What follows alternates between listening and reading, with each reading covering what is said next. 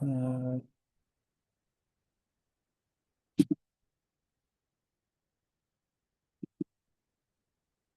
okay, thank you for joining. We're doing the portion of Shoftim, Judges, this week's Parsha, and we're proceeding in the book of Deuteronomy, which we'll talk about later, how this portion can only happen in Deuteronomy. But either way, um, in the beginning of the book, Moshe talks to the Jewish people about the history, repetition of the history, repetition of many of the principles of the Torah, and that's his speech.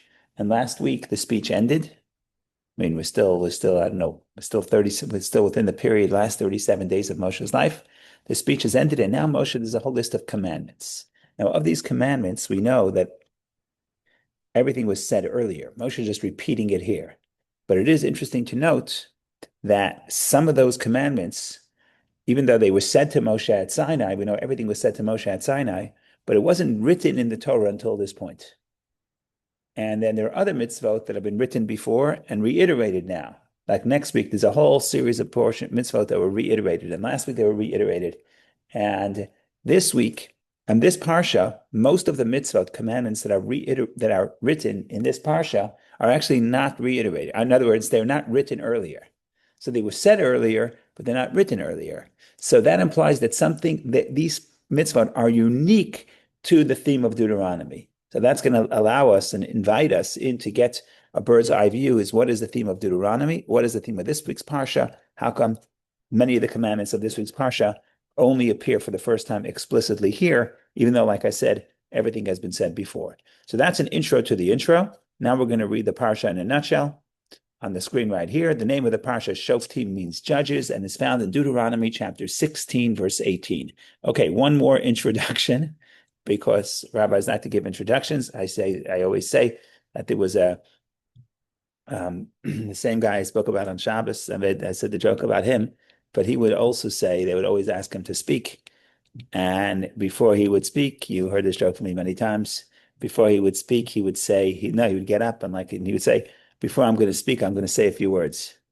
So we're going to say, so another introduction. So the introduction goes something like this. In this week's Parsha, you have all of the national institutions. In other words, it's really the constitution of the land of Israel. How are the people going to govern? And you have a separation of powers, a very powerful one. In other words, there's many institutions, there's not one institution. You have judges, judicial branch. You have the king. You have prophet. You have the priests. So these are like at least four institutions, four or maybe three, right? So you're going to say you have executive branch, you have judicial branch, and then you have sort of the moral voice. That's the priest or the prophet. And also, because we're talking about institutions, we also have something about the laws of war. Because if you think about it, war is not something that an individual person engages in. As an individual person, war is immoral. And I can't say I decide I'm attacking you. It doesn't work that way. But if you're talking about a collective, the country has a right to wage war. So also the laws of war are also mentioned in this parsha. So in other words, we have this is the institutions of government and institutions of how to implement a public policy, for example, of, I guess, foreign affairs, which is war. There are also other commandments that are written, which are very interesting, sort of to balance this idea of the collective. And some of those ideas are reiterated. For example, the law of the city of refuge, which if we have time, we'll talk about. So I take that back. Not everything is new, but most of the big laws here are new. Okay, so that's the intro.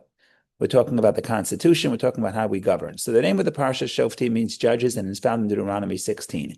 Moses instructs the people of Israel to appoint judges and law enforcement officers in every city. Justice, justice shall you pursue. He commands them, and you must administer it without corruption or favoritism.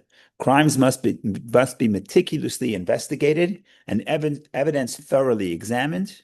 A minimum of two credible witnesses is required for conviction and punishment.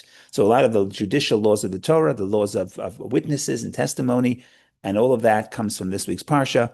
There's two tractates in the Talmud based on this week's Parsha, Judges, Sanhedrin, which is the Supreme Court, and Makot, which is punishments. Also a lot about the, what am I calling it? The cities of refuge. Either way, in every generation, says Moses, there will be those entrusted with the task of interpreting and applying the laws of the Torah, namely the Jewish Supreme Court. According to the law that they will teach you and the judgment they will instruct you, you shall do. You shall not turn away from the thing that they say to you to the right, nor to the right, nor to the left. In other words, in a way, this is about the oral Torah. Because if everything is written, then you don't have to listen to people. You don't have to listen to the judges who will instruct you, right? Which if the Torah describes if you have a question, you don't know the answer, you go and they will instruct you. But if everything is written out, that's fine. Then you don't have any questions. But we understand there's the oral Torah, there's the process of interpreting, and you have to go and listen to the Supreme Court, etc. So that's oral Torah in a way. Okay, we can elaborate on that. We'll see. Shoftim also includes the prohibitions against idolatry and sorcery, laws governing the appointment and behavior of a king, and guidelines for the creation of cities of refuge for the inadvertent murderer. So we have basically the idea of king. King is a big deal. If you're talking about, again, they're framing it just like the Torah doesn't flag you and say, wow, ladies and gentlemen, this is a big idea, right? But if you think about political science, judges, judiciary, and then you have the monarchy, or at least the executive branch, these are big ideas.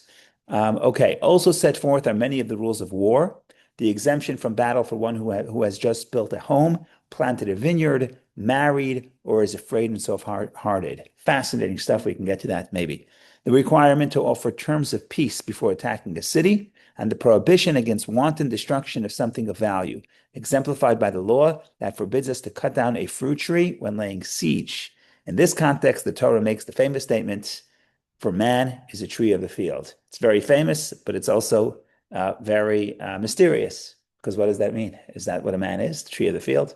Okay, so it's famous, but again, doesn't mean it's simple. Just because it's famous doesn't mean it's simple. The parsha concludes with the law of Eglah Arufa, literally the calf that is, it's a little gruesome, but the calf that has been, whose head had been chopped off.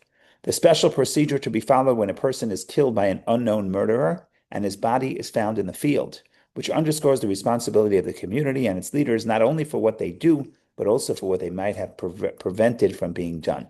So that's also the final law. It's a strange law, but an important law. And again, there's so much to talk about.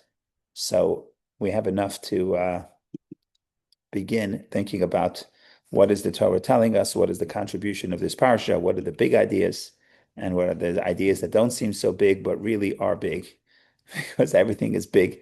Question is if it's immediately apparent or not. So that's where that's where we're at. Okay, I'll start, but please, if anybody has any comments or questions, please jump in. Don't wait for, we have a small group today, so don't wait for the end.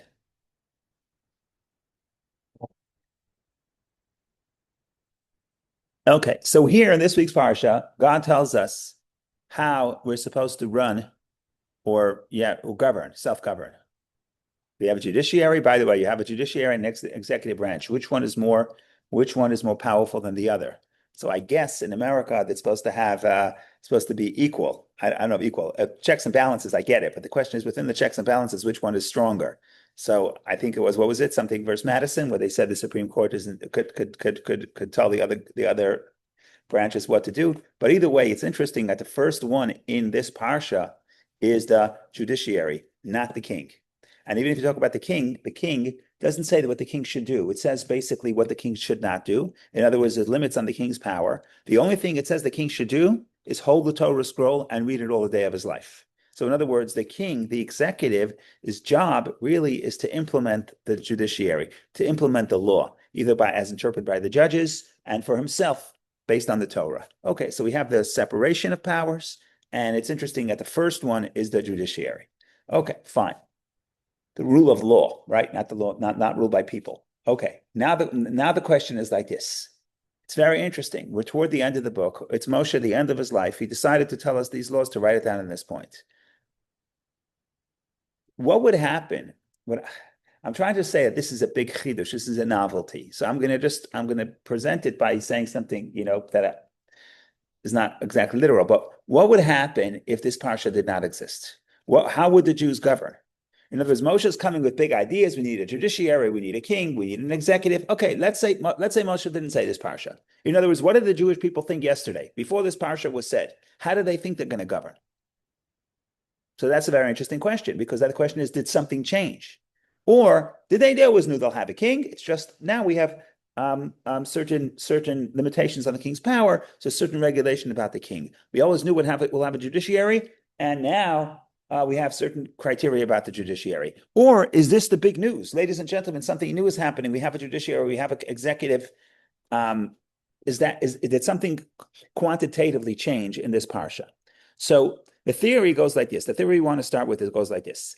Yes, this is a new idea. It's radical, and it's in line with what the fifth book accomplishes over the first four books, which we've been speaking about the last couple of weeks. I don't remember if it was on Tuesdays or on Fridays or on Shabbos, but the reality is this is an important thing that we come back to. So I ask you like this. Okay, so we have the judiciary. We know there's a judiciary because the judiciary is written already was spoken about in the second portion and second book in the book of Exodus, right after we get to Torah. And we also have the story of Jethro, where he tells Moshe to make actually not only a judiciary, but a hierarchy of judges, not just Moshe being the only judge, but many judges. And we know it was repeated in Devarim in the beginning of Deuteronomy. So I already know there's a judiciary. So it doesn't seem like this thing is radical. Maybe it's telling us details. Make the judiciary in every city. Maybe it's telling us details. But I want to zoom out. I want to say, no, there is something radical here. What is that? Let's turn back for a minute and turn back to the book of Exodus, okay? And the book of Exodus, we hear where Moshe, with Jethro, where Moshe and Jethro are negotiating about whether this is a good idea or a bad idea of the judiciary, that Moshe is the only one that is judging, and we know it's not a good idea. Hashem says, listen, and basically his father-in-law says, you got to appoint other people. Wonderful. Everything is nice. And here we have exactly what his father-in-law tells Moshe is the best way to rule, the best way to run.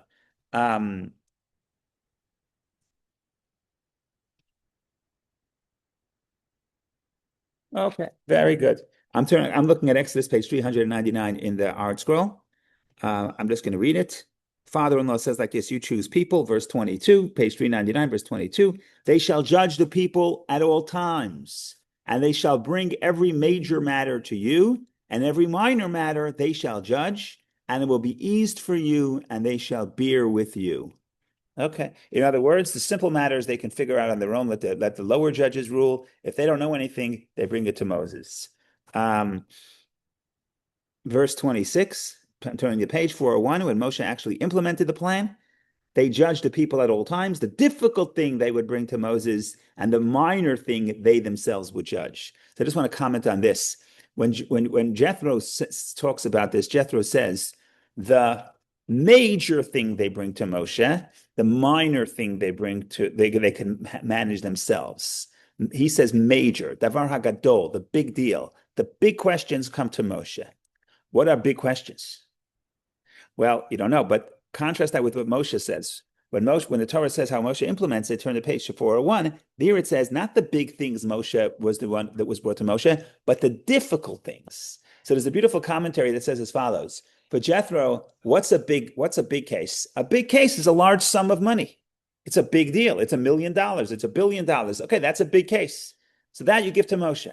But Moshe follows the Talmudic line that for the judge, a case about $1 and a case about $1 billion is the same. There's no such thing as a small claims court, right? We're talking about justice. Justice, it doesn't really matter how much money we're talking about. A dollar and $1 million is the same. So therefore, Moshe says, not the big thing bring to me, but the difficult thing. It doesn't matter how much money is involved. It could be a case about 50 cents, but it's a difficult case. Okay. Now, so we know that if it's a problem, whatever we don't know, if it's difficult, they bring to Moshe. What happens if Moshe doesn't know? Moshe doesn't know everything, right? So what happens if Moshe doesn't know? So what do? So the good news is that we already know what happened because we lived for 40 years. And over the last 40 years, the Torah tells us multiple times that people did not know what to do. So they came to Moshe. And what did Moshe do? Moshe asked God, and God told Moshe what to do. So in other words, of course, there was a judiciary till this point. But what was the function of the judiciary? Who was on top? The function of judiciary was to tell the people the word of God and to rule. But if you don't know, you ask Moshe. If Moshe doesn't know, you ask God. And that's very top down. That's the first four books, which is about revelation, God communicating with the people, telling them his will. What happens in the fifth book? In the fifth book, we're transitioning to the land of Israel. What happens in the land of Israel, and even before, but the fifth book, we talked about this, is the human dimension, where the idea is when Moshe translates the Torah, and Moshe says the Torah in his own words, meaning allowing the people to be involved in the process of understanding and implementing and internalizing the Torah. So over here, the judiciary changes. Over here,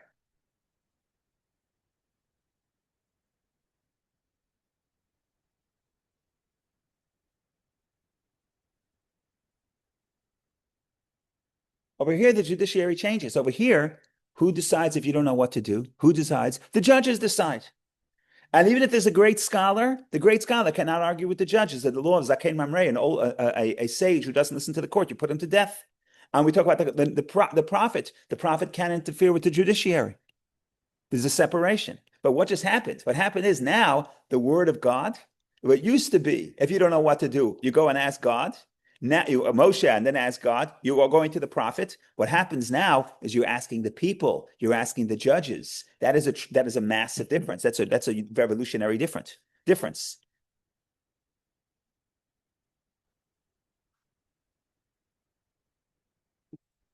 This. Okay, same thing. Let's go back for a second. The same thing is with the what? With the judge, with the king. Who was the king up to this point? Forget about the king. Who was the executive up to this point? How did the Jewish people know where to go, when to wage war? Who was it? The prophet. It was Moshe. It was top down. He told them where to go. Or the prophet, when we left Egypt, they had the pillar of smoke, the pillar of the pillar of fire at night, and they had the pillar of cloud by day, and they were led by the direct Hashem directed them. And when they had to go to battle, God told Moshe exactly when and where to wage war and who to fight with and who not to fight with, which is a wonderful system. Well, from one perspective, if you like the top-down model, if you like the idea of revelation, which is there's room for that. But in the fifth book, we're shifting to the human dimension. Now the people have to appoint a king who's going to use his own judgment to implement and make policy and make executive decisions. Now, of course, the king is not the king. The king is rules by the power of the law and by the power of the Torah, and that's why his power is limited, and that's why he has to carry the Torah wherever he goes. But all I'm trying to say is that this is not just technical ideas of how and when to appoint a judge and how and when to appoint a king, but in a way, the shift here is dramatic. In a way, we're shifting from the model of the first four books, which is revelation from above, and now God is giving the reins and the keys to the people and saying, you are the people, you have the Torah, you determine the will of God through the judiciary, and you determine the executive power of how and when to create to lead yourselves and self-govern and ultimately even wage war, which is the ultimate power of the king and the ultimate power of the collective. So that is a little bit about by way of an introduction to show that what's happening here is not just interesting in the sense that it is politically interesting, that political science, but it's actually theologically interesting. It's actually a big change. It's actually now the will of God and who determines what God wants. It used to be the heavens. It used to be Moshe told you what to do. Now the commandment is get up, go to Jerusalem, listen to the judge who will be in those days. And like the Talmud says, all you have is the judge in his days, Yiftach, which is one of the judges in the land of Israel who was not very righteous or not very learned. Yiftach in his days is like Moshe in his days, meaning it doesn't matter the nature of the individual doesn't matter. It's the institution, it's the process, it's the people doing their very best to determine the will of God, and that becomes the will of God because that's what God wants. God wants the people to think about it and implement and vote and follow the majority, and that's the Torah, and that's what Hashem wants. So I wish I could talk about this another 20 minutes because you cannot overestimate how big and how significant and how important this shift is. Now, you could look at it as a downgrade. You could look at it as an upgrade, right? You could look at it as human involvement. So people who are seeking revelation, They would say this is a downgrade. It's like, oh, God is not here anymore, so we have to outsource it to the people. Or you could look at it, and that's the Hasidic view, is that this is the purpose. The purpose is to invite the people in a relationship with God, in a relationship with the Torah, to get involved and have a partnership with Hashem in making the world a better place. So that is by way of introduction.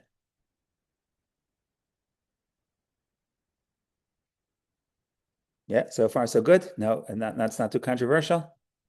It's pretty controversial, I think, but it's still, those things still revealed at Sinai? so then we're going to so not necessarily. In other words, the way it wasn't explicitly revealed at Sinai. The way the sages say, there's a famous story with Rabbi Akiva. You know the story that he came into. You know the story with there's a Talmudic what? I'm not sure. So you know the story. It was I just you'll stop me when I get to the point. The story is that Rabbi Akiva is teaching Torah, and Moshe asks God to see the future generations.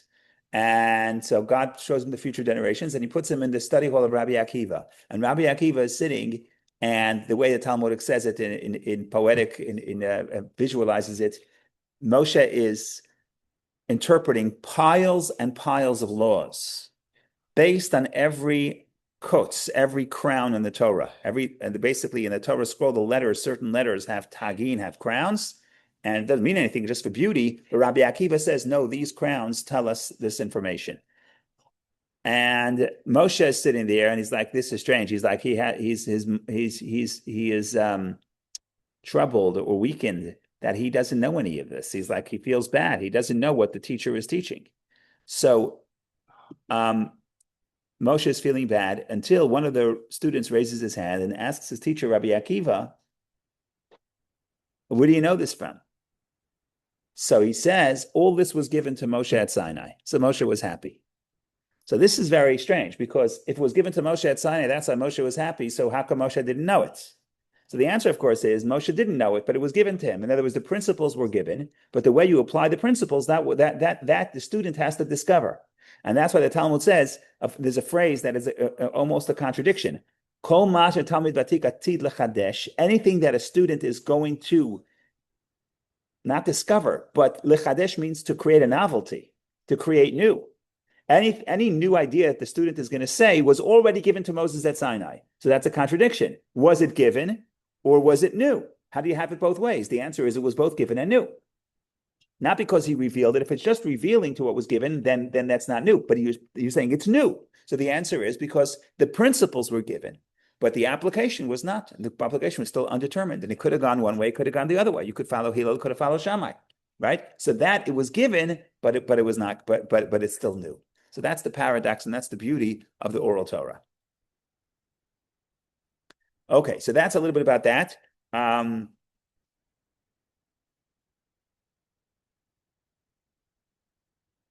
Okay, I just want to read it inside because it's so beautiful. I'm going to read a little bit about on page 1027. I'm going to read this inside, and then we'll move on. Wait just one moment. I'll share it on the screen as well. Okay.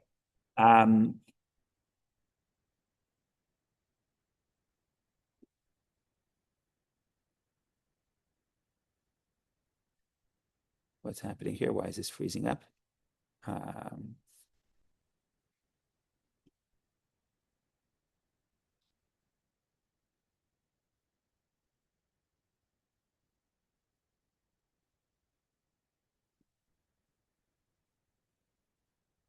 Okay, I'm going to share the screen, but I'm reading verse 8 on page 1027, 1027.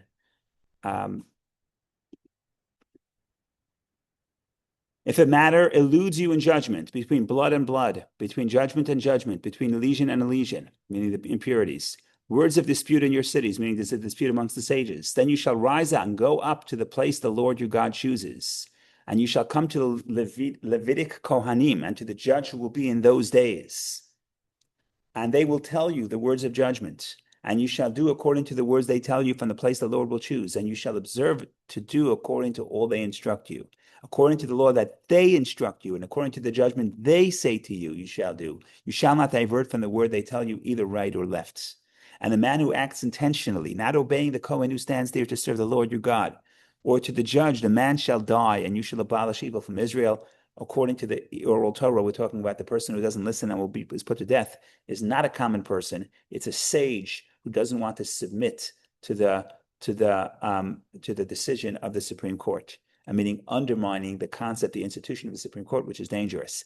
So that's the idea. The idea is it doesn't say go to God, doesn't say go to Moshe, it doesn't say go to the prophet. It's go to the judge, even though it says priest as well. But in those days, the priests, many of the priests were also sages and were also on the court because they had time to study Torah. But it's clear that we're talking about not the institution of priesthood or not the institution of the prophet, but we're talking about the judge. And the judges, because it's plural, and we know there were 71 judges in the Supreme Court, and there's a vote, and you follow the majority as written elsewhere in the Torah, in the book of Exodus, and elsewhere.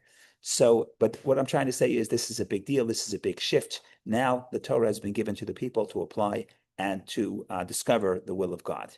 Okay, beautiful. I want to go back a second and talk about one very famous verse, and that is in the context of the judiciary. So if you read the beginning of the Parsha, Shoftim v'Shoftim, verse 18. Here it's on page, you have it on the art scroll, if anyone's following, page 1025. So you shall set up judges and law enforcement officials for yourself in all your cities that the Lord your God is giving to you for your tribes, and they shall judge the people with righteous judgment. You shall not pervert justice, you shall not show favoritism, and you shall not take a bribe, for bribery blinds the eyes of the wise and perverts the just words. Verse 20, justice shall you pursue, that you may live and possess the land the Lord your God is giving you. I read once when I was a kid that Justice Ginsburg had this on her desk. Justice shall you pursue, tzedek tirdov. Okay. Why does it say it twice? Tzedek tirdov, justice shall you pursue. So the simple interpretation is because in biblical Hebrew, when you want to emphasize, you say something twice. So when you say justice shall you pursue, it's not as powerful as saying justice. When you say it twice, it's more for emphasis. But the Talmud gets into a discussion, and the Talmud says something actually very interesting and maybe a little surprising, but maybe not. Maybe not, because maybe it ties into the broader theme that we're talking about. So we're going to start with a question about the judicial process. And we're going to say, what is the function? What is the purpose of law? What is the purpose? We have a lawyer here. What is the purpose of law? What is the purpose of the institution of the judiciary? Ben, you want to take a shot, or you're relaxing? It's to provide a civilized way to handle disputes. Civilized ways to handle disputes. Okay, that's general. I was what you're saying. I Well, can take to administer justice. Minister Justice. Oh, okay. But what the first thing you said and the second thing you said is completely two separate things. You realize that, obviously. You realize that. Completely two separate things. Why? Because the second thing you said is justice shall you pursue. The purpose of judiciary is to create justice. What is justice? Another word for justice is let's do what is right. Right? You have to do what's right. That's the purpose of the judiciary. But the first thing you said, which is not heretical. You'll see in a second. There's a big debate in the Talmud about what the purpose of the judiciary is. The second thing you say, it's got nothing to do with justice. Instead of having violence in the street, we have to have civilization. It needs to have a civilized way of solving disputes. Now, what's going to happen if the wrong solution comes out? I feel bad for this individual, but in the grand scheme of things, it's not so terrible. The point is, people are not punching themselves in the face. People are not punching each other in the face. There's no violence in the street. Another way to put it, what is better from the perspective of the judiciary, from the perspective of the verse? You see it more clearly in like Japanese societies where someone who disrupts the order it's more important to maintain the order than it is to have the right outcome. In a way, right here you have it. I just mentioned that if there's a sage who does not accept the ruling of the Supreme Court, he's put to death, which is radical. There's a whole tractate about this in the Talmud, not a whole tractate, but a big section of a tractate. Now, again, it doesn't mean he doesn't accept it. It doesn't mean he says they're wrong. He's allowed to question them, but he actually tells people to disobey the law. because he's a sage. If a common person tells people don't listen to the Supreme Court, it's not so bad. But if a prominent scholar tells people don't listen to the Supreme Court, that's dangerous because you're making chaos in the streets. Okay, but let me ask you another question. From the perspective of the judiciary, what is better? The judges to give justice, to rule what is justice, or to do what the Talmud calls pshara, suggest a compromise? Now, it depends on what's the definition of the judiciary, as you mentioned. If the point is to do justice, then the judges should provide justice. They shouldn't look for compromise. The point is not compromise, right? Because you have to do what's right. So if you're right and I'm wrong, and I owe you $1, you should get the dollar and I should lose $1. What's going to happen to say, no, let's make a compromise. Ben will get 80 cents, and Menachem will get 20 cents. Okay, you'll make me happy. I'm not going to be upset. I'll invite you to my kid's wedding. I'm not going to be so upset at you because I have to compromise. But that's not justice.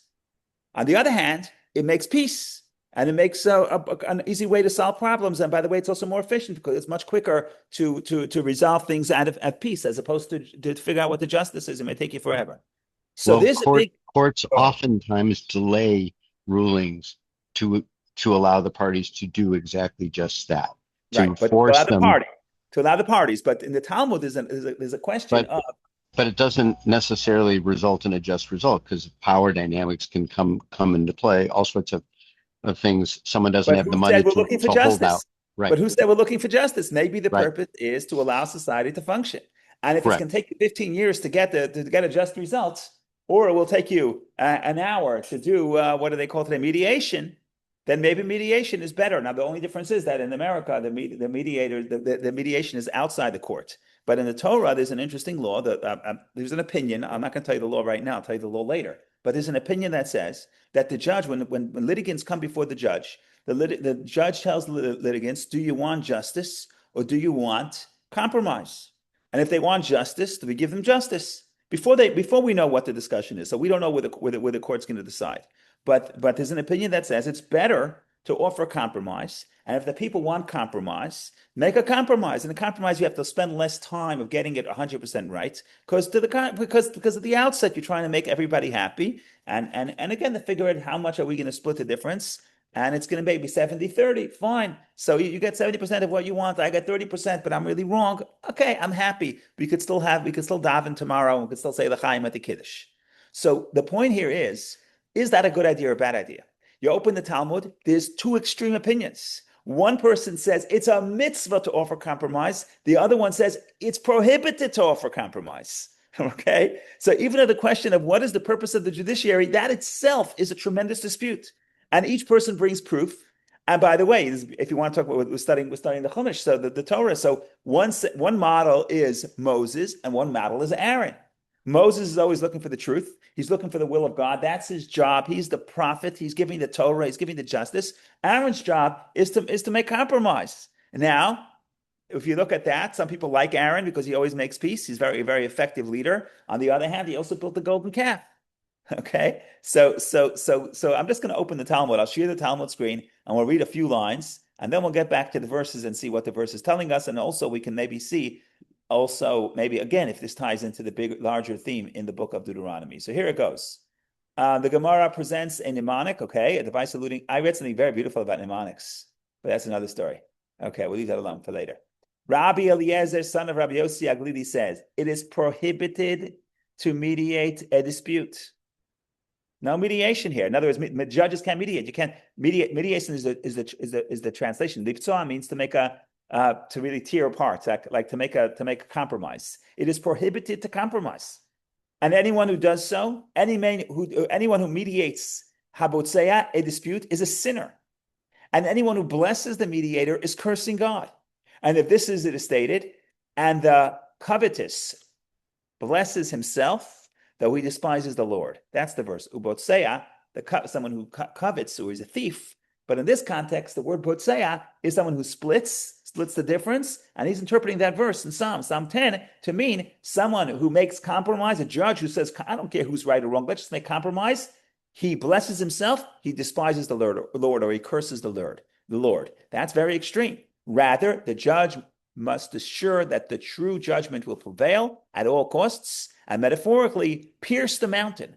The expression is Yikov Hadin Tahar. The judge The judgment should pierce through the mountain. Is an obstacle? Too bad. You're unwavering. If you have to go through a mountain, you dynamite through a mountain, meaning maybe the litigants won't be happy. Too bad. You show up and you don't care about public opinion. You give the ruling that you believe is just ruling. And similarly, Moses would say, let the judgment pierce the mountain, because that's Moshe. But by contrast, Aaron, whose role was not that of a judge, that's the translation from I take that back. That's James Alex. Aaron was a lover of peace and a pursuer of peace, and he would apply peace between one person and the other. As it is stated, the law of truth was in his mouth, and unrighteousness was not found in his lips. He walked with me in peace and uprightness, and turned away from iniquity. So Steinsaltz says, oh, that's Aaron, that Aaron is not a judge, but that's not what the verse says. The verse says, Torah emet hayta b'fiyu, he had the Torah of truth, even though he walked with peace. So it's a little bit of vague. Now, I'm going to go a little bit I'll go a little further. Rabbi Yeshua ben Karcha says, it is a mitzvah to mediate a dispute, meaning the judge should say, who's right or wrong doesn't really matter. Okay, let's do 80 to 70 to 130 or whatever. How do we know? As it is stated, execute the judgment of truth and peace in your gates. That's Zechariah. Emet umishpat shalom. Truth and judgment of peace. What? Judgment and peace? How could you have judgment and peace in the same clause? Judgment is not peace, right? Is it not that in the place where there is strict judgment, there is no true peace? And the place where there is true peace, there is no strict judgment? Peace is compromise. Peace is compromise. You can never make peace without compromise. So if you're in the peace business, you're not in the judgment compromise. Rather, which is the judgment that has peace within it? You must say this is mediation, as both sides are satisfied with the result. And then he says, and similarly with regard to David, it says, and David executed justice and charity to all his people. What's justice and charity? Is it justice or charity? And is it not that wherever there is strict justice, there is no charity? Because what's charity? Charity is, okay, this person's going up against $1 billion corporation, so rule for the poor person, let the corporation give charity. No, that's not allowed, right? So you have justice and you have charity. How can you have justice and charity? That contradiction. Rather, which is the justice that has within it charity? Which is the justice that has within it charity? You must say this is mediation. Now, again, it's misleading. The word mediation is misleading because in America, the mediators are not the judges. But so what do you do? So before we even get to what do, you just see here, there's a very big conflict about this concept of compromise. One opinion says, in the context of the judiciary, it is prohibited. And if you start getting into mediation and trying to compromise between the litigants, you're actually cursing God. I can't think of anything more extreme than that. And the other person says, and basically says that's Moshe and Aaron, and Moshe is right. Maybe he doesn't like Aaron for building the golden calf. I don't know. And on the other hand, Rabbi Yeshua ben Karcha, or the second sage, I forget his name, says no. He says it's actually a mitzvah, and that's King David, and that's the way you do business. Okay. So the point of the matter is, what's the halacha? The law is the way the law. Who's right? So we make a compromise. We make a compromise between these two extremes, and the law happens to be that when the litigants come before the judge, the judges ask the litigants, "What do you want? Do you want law, or do you want the din? Do you want law, or do you want compromise?" And the litigants have to agree to compromise. Both litigants have to agree to compromise before the judges will engage in compromise. So, in other words, it seems like it's better and it's more efficient, and it's also maybe in line with the purpose of justice, which may be more than just to get to the truth, but actually to heal the dispute to begin with. But both litigants have to agree. And if one litigant wants judgment, you give him judgment. That's the law. Happens to be that today it doesn't work that way. Today, if you come to a rabbinic court, it's all compromises, no judgment anymore. But that's not the point. The point of what I was trying to get into this, the Talmud elsewhere in Sanhedrin says that's why the verse says two expressions: justice shall you pursue, because there's two forms of justice.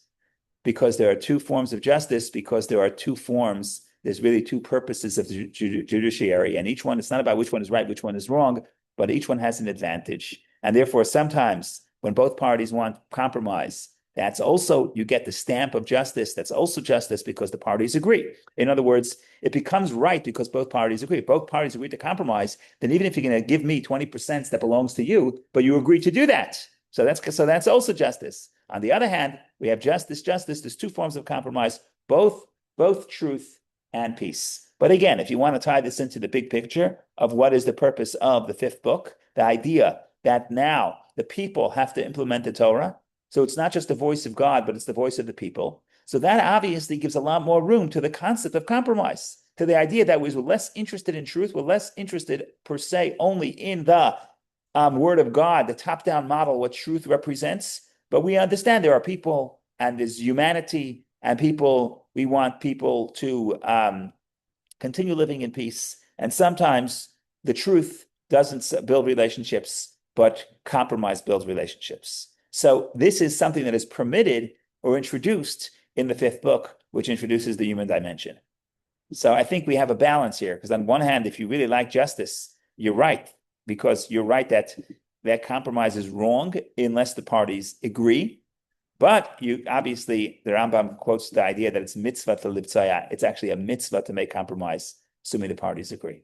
But again, I'm not just trying to tell you the technicality of how do you run a court case and what is better, compromise or justice, but I'm trying to tie it into this big shift that happens in the third book, where we're less interested in the revelation from above and determining from above what is true, what is false, but we're much more interested in how the human beings apply these truths and these ideas. And if you're bringing the human dimension, then you could encourage compromise, because the emphasis is not so much top down, but it's bottom up. That's Moshe versus Aaron. Moshe has been a mighty lamata, from above to below. His job is to bring the will of God down here. Aaron's job is to elevate the people and to make peace between people and really to put himself in the shoes of the people. And in that sense, occasionally compromise is just as good. So these are some of the big ideas about the judiciary and how these ideas are novel. And now we could start the Parsha. We have 9 minutes left. I'm sure we can cover a lot, but I'm sure we can't cover everything. So that's the good news.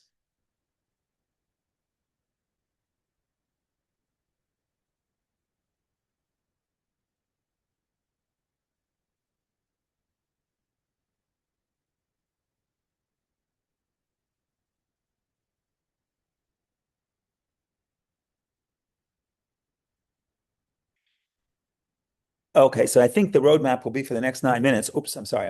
Oops. The roadmap for the next 9 minutes, I think, will be to talk about two laws. One law would be the cities of refuge, which we've spoken about up to this point already 3 times in the Torah.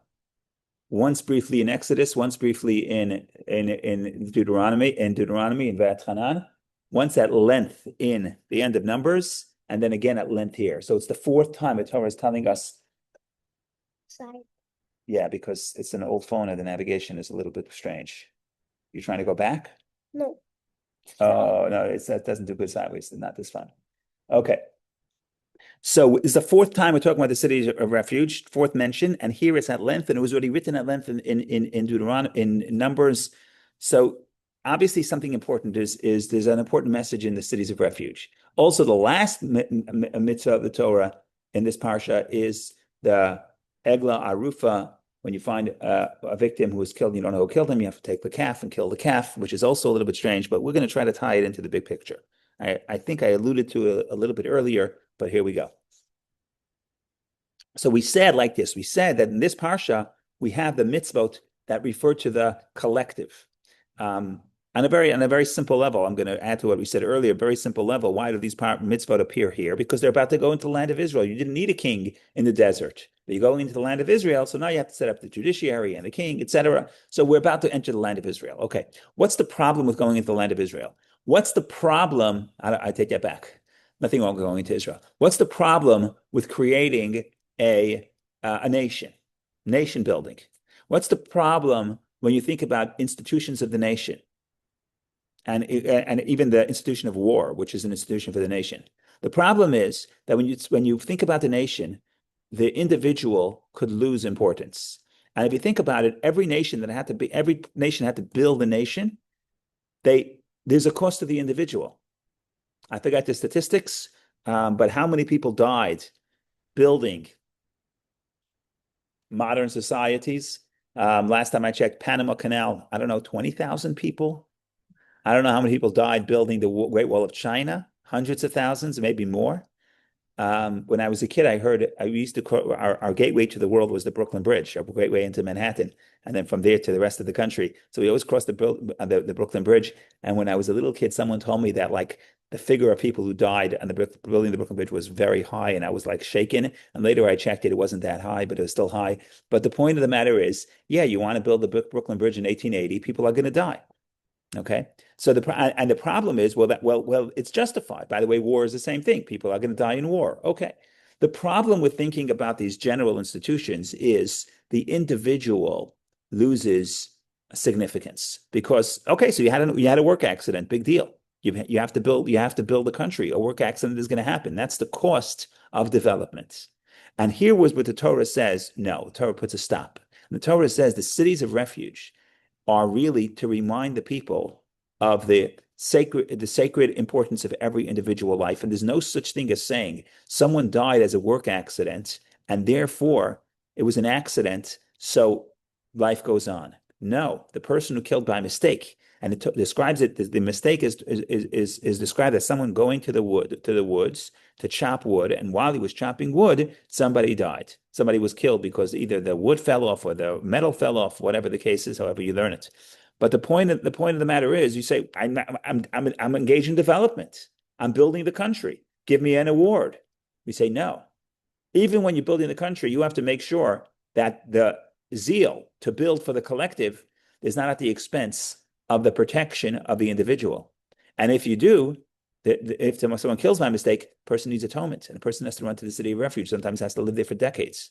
So it's a reminder, and the Torah goes into this whole idea earlier in the book, that you have to divide 3 cities of refuge all throughout the land of Israel, and then across the Jordan, there was another 3, and then when God will expand the land of Israel, Mashiach comes, we'll have another 3, so ultimately there will be 9, but it has to be spread out. It can't be too far. It's not like someone commits a crime, you send them upstate to a prison where nobody knows. The whole idea is it has to be signs for the city of refuge. The city of refuge is a very important institution in the land of Israel, not just because technically it has to help the person who kills someone by mistake should be able to run there and the relative should not kill him, but to remind the people it's a sign. The sign that says city of refuge, go north is basically saying, remember that even if you're building, and even if you're building the country, and even if you're creating the collective, that cannot be at the expense of the individual, because the whole legitimacy of the king and the public institutions is to protect the rights of the individual. It's not to sacrifice the rights of the individual. So that is a very important point. And again, it goes right to the end of the parsha, which is the laws of war. And the laws of war, there's tragedy, and that's okay, and that happens. But the problem is that sometimes they could have a situation where because there's war, because there's loss of life, people are desensitized to death. And someone gets killed. They say, what are you going to do? That's what happens. And here the Torah says, you cannot make peace with someone who is murdered. And the Maimonides talks about this at great length. In those days, if you had any means, you didn't travel alone. Who traveled alone? People who were either poor or lonely or both. Right? And here you find someone, no one knows who killed him. It's because no one knows who this guy is. This person is the lowest state in society. And the Torah says, you have to take the Supreme Court has to go to the crime scene, and they have to do a ceremony, and they have to say, we didn't know about this, but the implication is they have to wash their hands. We didn't know about this. The implication is, had they known, it's their responsibility. And even more so, this is a very powerful thing, because today, let's say there's a crime somewhere. So there's a crime scene for 24 hours or less, and then everything's back to normal. Here the Torah says, no, the place where this person was found cannot be planted ever again until the criminal is found.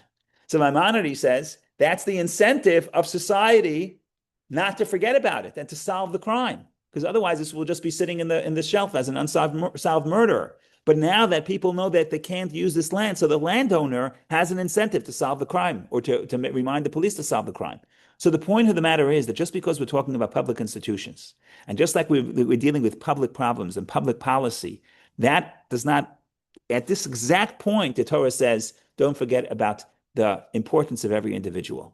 Because the temptation is to say, we're dealing with collective problems. The fact that there's a few casualties on the side, what are you going to do? That's life. And the Torah says no. The Torah rejects that notion. And the Torah says that all your building and all your nation building and all your building of advancing society and development is critical, is important, is positive, is good, provided it's not at the expense of our appreciation of every individual life. So that's the balance between the collective and the individual, which is a theme that the Torah is interested in a lot and comes back to in many different angles. So this is a little bit about the big picture of this parsha. Of course, the details are infinite. So we'll stop here. Thank you all for joining. Have a wonderful day, and we should see each other in good health. Next week, Tuesday, probably Thank you. Thank you. Just the programming next week, Tuesday, we probably will not have a class, but the following Tuesday, God willing, we will. Thank you. But I'll send an email to remind you either way. Thank you.